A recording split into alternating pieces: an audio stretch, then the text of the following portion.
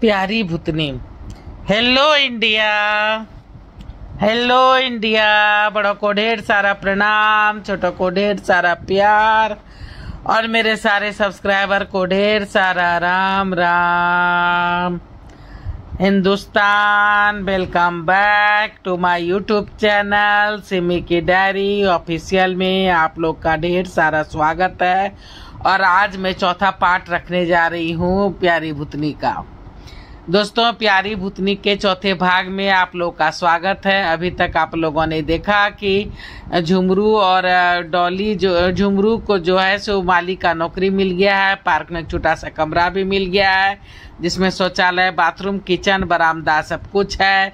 बरामदे में जो है सो माली के काम आने वाले सारे औजार भी हैं। किचन में सारे किचन के सामान, गैस का चूल्हा सब कुछ है। वह राशन पानी भी ले आता है और खाना भी बना लेता है। तब तक डॉली भी आ जाती है, दोनों खाना खाने लगते हैं। वह डॉली को बोलता है कि अब हमारे साथ ही रहो, हमारे पास अपना कमरा है, तुम घर के अंदर सो जाना, हम बाहर कहीं बेंच पे सो जाएंगे या बरामदा पे सो जाएंगे। लेकिन डॉली इसके लिए तैयार नहीं होती है। वो झुमरू को बोलती है कि तुम ही अंदर जाके सो जाओ, मैं तो उसी बेंच पे जाके सोऊंगी। झुमरू को ये अच्छा नहीं लगता है कि वो लड़का होके घर के अंदर सोए और वो लड़की होके बाहर बेंच पे सोए। लेकिन डॉली बोलती है कि मैं तुमसे कट्टी कर लूंगी, फिर कभी बात नहीं करूंगी, इसलिए मैं जो जैसा चाहती हूँ वैसा मुझे करने दो। अब आगे झुमरू डॉली जो है सब काम निपटा के बेंच पे जाके सोने चली जाती है और झुमरू भी घर के अंदर सोने चला जाता है।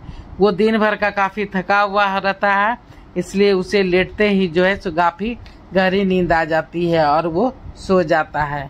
अब आगे चौथा भाग, प्यारी भूतनी का चौथा भाग मैं आप लोग के समक्ष रख रही हूँ। अब देखिए कैसा लगता है। झुमरू कितना भी कोशिश करता कि सवेरे से सवेरे उठ कर जाकर डॉली से मिले, पर उसे कभी भी डॉली नहीं मिलती।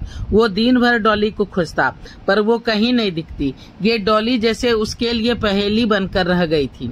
वो बहुत कोशिश करता उसके बारे में जानने की, पर वो बहुत ही सफाई से हर बात को घुमा देती। समय न कभी किसी के लिए रुका है और न रुकेगा, चलना ही इसकी नियति है। देखते ही देखते झुमरू को बम्बई में आए हुए पूरे 45 दिन हो गए थे और आज काम का 1 महीना भी पूरा हो गया था। आज तनख्वाह का दिन था। उसकी पहली कमाई उसके हाथ में आनी थी। वो बहुत खुश था। वो जल्दी जल्दी सारे काम निपटा कर पार्क के बाहर आकर सड़क पार करके पुलिस थाना पहुंच गया था। बाहर से ही सबको सलाम साहब कहता हुआ अंदर दाखिल हो गया था। इस 1 महीने में वो अनगिनत बार इस थाने में आ चुका था। हंसमुख और मेहनती होने के कारण उसने सबका दिल जीत लिया था। हंसमुख और मेहनती होने के कारण उसने सबका दिल जीत लिया था। सलाम साहब, इंस्पेक्टर साहब बोलते हैं। अरे झुमरू आ गया, बैठ। जी सर, ये ले पूरे 10,000 रुपये तेरी तनख्वाह के, और ये 10,000 अलग से। ये किस लिए साहब? ये खाद गोबर के लिए है। तुम नर्सरी चले जाना, कुछ पौधे भी ले आना और कुछ औजार भी ठीक करा लेना, और कुछ होगा तो नया भी ले लेना अगर जरूरत पड़ेगा तो। जी सर। झुमरू जी, ये जो 10,000 देख रहे हो ना, ये हर एक 2-3 महीने के बाद तुम्हें मिलते रहेंगे, समझा? खाद गोबर, प्लांट्स और उस सब के देखने के लिए उसका क्या कहते हैं, छिड़काव उड़काव जो करना पड़ता है दवाई उबाई का, उसके लिए अगर इसमें से कुछ बचा सको तो बचा लेना, वो तुम्हारा होगा। जी सर। सर, हाँ गोविंद, वो शिकायत आई थी पानी की। हाँ वो झुमरू, मैं क्या कर रहा हूँ कि देखो 2-3 बड़े बड़े घड़े ले आना और वो बोरिंग वाला जो नल है ना, उससे पानी भर के रखना घड़े में। अगर कोई पानी मांगे तो उसे पिलाना। जी सर, वो तो ठीक है, पर सभी अपना पानी लेके आते हैं और जो नहीं लाते हैं तो वो भी खरीद के ही पीते हैं। फिर भी तुम देख लेना, कोई शिकायत नहीं आनी चाहिए। वैसे तो तुमने पूरा पार्क चमका दिया है, सभी बहुत तारीफ करते हैं तुम्हारी। तुम अकेले इतने बड़े पार्क को संभाल रहे हो, ये बहुत बड़ी बात है। जी सर, मैं चलूं? हाँ जा। अरे सर, वो झुमरू आया था क्या? उसकी आवाज सुनी तभी सब इंस्पेक्टर साहब बोलते हैं। हाँ, अभी बाहर गया है। अरे सोहन। जी सर, जरा झुमरू को रोकना, मुझे काम है। जी सर। झुमरू तब तक गेट तक पहुंच चुका था कि अचानक झुमरू का आवाज सुन करके पलटता है तो सोहन बोलता है कि साहब तुमको बुला रहे हैं। सब इंस्पेक्टर साहब बोलते हैं, झुमरू? जी सर। अरे आज शाम को बिटिया का हैप्पी बर्थडे है, जरा घर पे शाम में चले जाना, भाभी बुलाई है, मदद कर देना, कुछ बाजार से भी ला देना। जी सर। अब मैं चलूँ सर? हाँ जा। आज झुमरू की खुशी का ठिकाना नहीं था। वो अपनी ईमानदारी और मेहनती होने के कारण सबकी आंखों का तारा बन गया था। बड़े छोटे सभी सिपाही और साहब के डेरे पर और घर पर जा भी चुका था। कभी झाड़ सफाई कर देता, कभी बाजार से कुछ सामान ला देता, कभी छोटे मोटे कामों में घर की औरतों का हाथ बटा देता, कभी बच्चों को स्कूल से ला देता, तो कभी घर से पार्क ले आता, और फिर जब सभी खेल कूद लेते तो उसे सही सलामत उसके घर भी पहुंचा देता। इतना ही नहीं, पार्क में आने वाले प्रेमी जोड़ी को हो या बच्चे हो या बुजुर्ग हो, वो सब पर पूरी दृष्टि भी रखता था।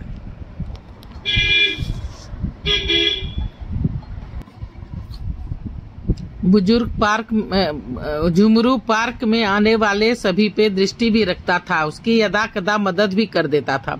कभी बुजुर्ग को सड़क पार करा देता, कभी साइकिल ठीक करवा देता किसी की, तो कभी किसी की गाड़ी अगर बंद पड़ जाए तो उसे धक्का भी मार देता।